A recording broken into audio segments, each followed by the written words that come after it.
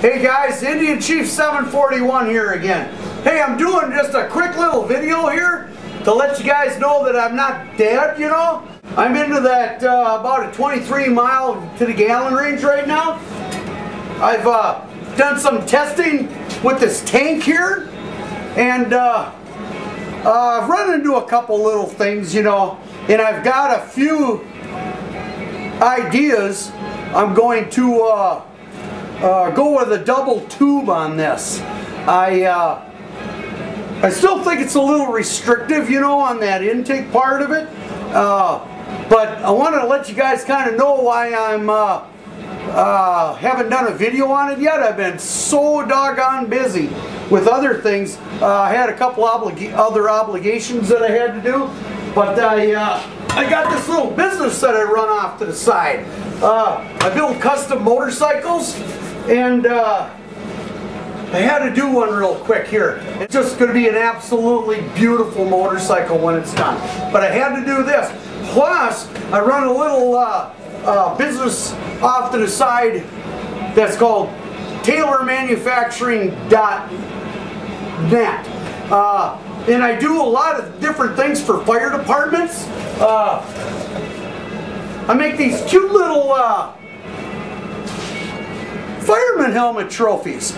I cast them up out of aluminum, do all the powder coating, assemble them, and then I do all the engraving, mount them on a pedestal, and I sell them as memorials, birthdays, you name it.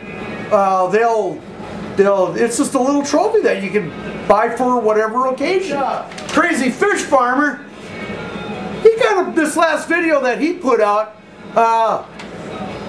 it was on a three-wheeler that was supposedly supposed to get all this miles too, and I think he already knows about this.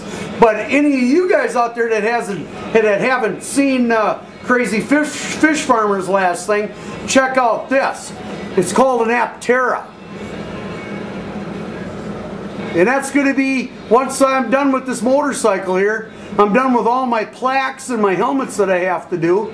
And I'm going to double tube this intake manifold on my Kia. I'm going to take it from the 1 tube to 2 tubes. I think it's going to slow the air down, let it vaporize a little bit more. And that's all. This should only take me about another month.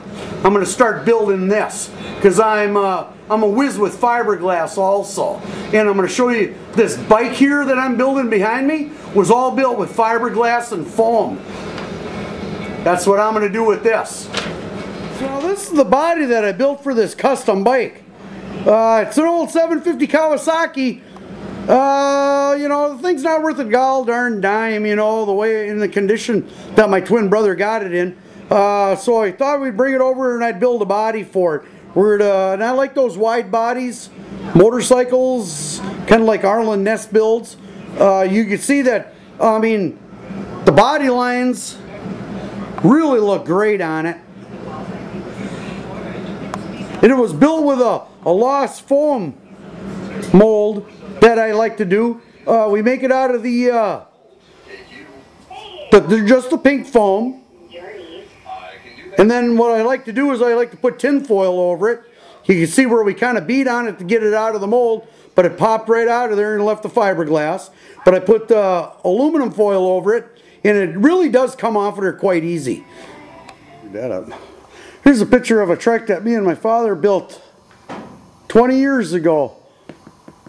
Pretty aerodynamic. I might resurrect this maybe this summer. I don't know, she's about as sleek as it can get. 750 Honda motor mounted right in the front. Drove right to the front wheels. Pretty aerodynamic. It's covered up with plastic right now, but yeah, I might pull it out this summer. See if a guy can't get her going again. This thing got pretty good mileage too. Here's another trike that me and my father built. This was about 20 some years ago also. This is pretty aerodynamic. I think my mom was saying that she might even sell this one, but it's been in the shed. It's pretty dirty, you know, but all it needs is just a good cleaning. But I drove this back and forth to work a couple times. This got awesome gas mileage too. But I think the wave of the future is that Aptera. I might have to build another one. The inside of the wedge, we always kind of called these trikes the wedge style. Very functional, had a radio in it, automatic, steered easy, lots of visibility, nice seats, leather, dual wing doors, cute little trike. Yeah, I'm going to have to get going and finish up that Kia real quick because as soon as the snow melts, she starts getting nice out. I'll be working on my 29 Ford Model A that I restored 3 years ago. Not to mention my 35 that I bought about 7 years ago. I get the 35 up and cleaned up and out on the road, then I'm going to get my 35 out on the road again. That car was restored 7 years ago. In the 35 slant back that I restored in my Model A, in between that 7 and 5 year period there, I built the dune buggy. So I'm going to have to get going on that too.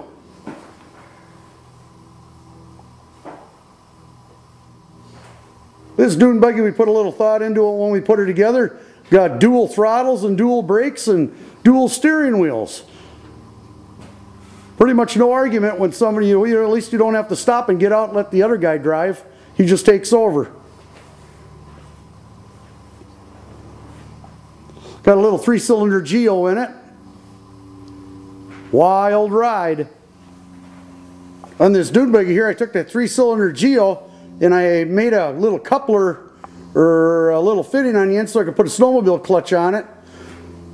So I wouldn't have to shift the thing. This right here is a forward and reverse transmission that I cast up some years back. Yep, all that work just to get forward and reverse out of it. But boy, does this thing go. This is a picture of another 750 Honda that I did. It's a total composite body. So I'm perfectly capable of building that Aptera if I want. Everything was sculpted out of foam and then fiberglassed over.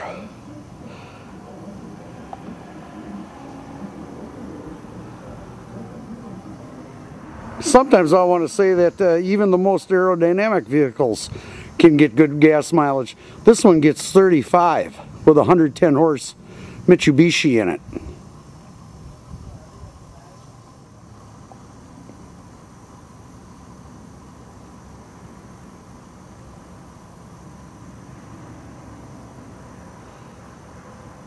That could be part of the problem I got with this Kia. It's so square and it's boxy that it may never ever be capable of getting over 40 or 50 miles to the gallon only because of its aerodynamic characteristics.